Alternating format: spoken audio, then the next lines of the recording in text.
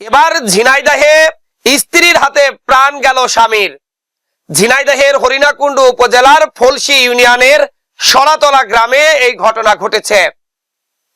স্থানীয়রা জানান, নিহত রানা ও তার স্ত্রী চম্পা খাতুনের মধ্যে দীর্ঘদিন ধরে পারিবারিক কলহ ও অন্তর্দ্বন্দ্ব চলে আসছিল।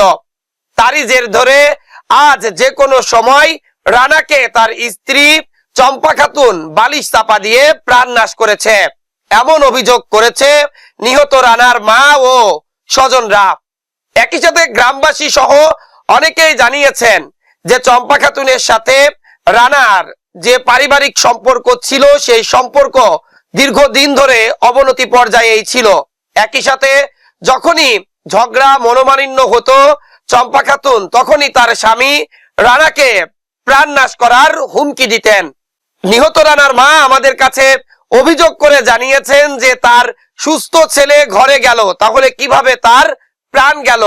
তার বৌমা চম্পা খাতুন পরিকল্পিতভাবে এবং তাকে বারবার হুমকি দিয়ে আসছিল যে রানাকে সুযোগ পেলেই তিনি প্রাণ নাশ করবেন।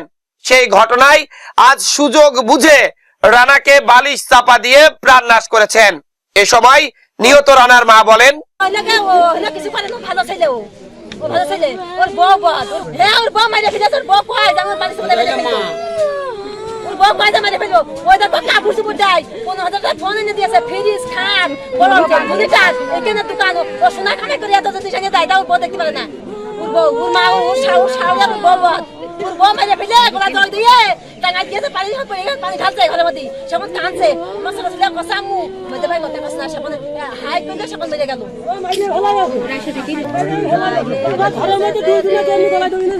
এই ঘটনায় স্ত্রী চম্পা খাতুনকে পুলিশি জিজ্ঞাসাবাদের জন্য হরিণাকুণ্ডু থানায় নেওয়া হয়েছে।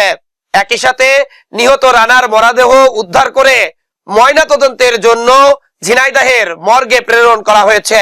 সরাতলা গ্রামবাসী বলছেন, যে ঘটনায় ঘটুক না কেন সঠিক তদন্তের মাধ্যমে তা বের করা না গেলে এই নিয়ে এলাকায় চরম উত্তেজনা ও চাপা ক্ষোভ বিরাজ করছে, যা পরবর্তীতে অন্যান্য পরিস্থিতির দিকে নিয়ে যেতে পারে। একই সাথে নিহত রানা কি কারণে প্রাণ হারালেন সেই বিষয়টিও এখন গ্রামবাসীর কাছে বড় কৌতূহলের প্রশ্ন হয়ে দাঁড়িয়েছে। অনেকেই বলছে চম্পা খাতুন পূর্ব পরিকল্পিতভাবেই তাকে প্রাণ নাশ করেছে।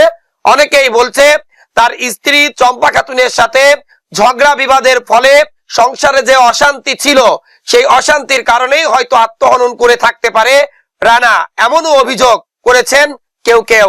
তবে আসলেই কি কারণে প্রাণ হারিয়েছেন তা ময়নাতদন্ত ছাড়া বলা একেবারেই অসম্ভব।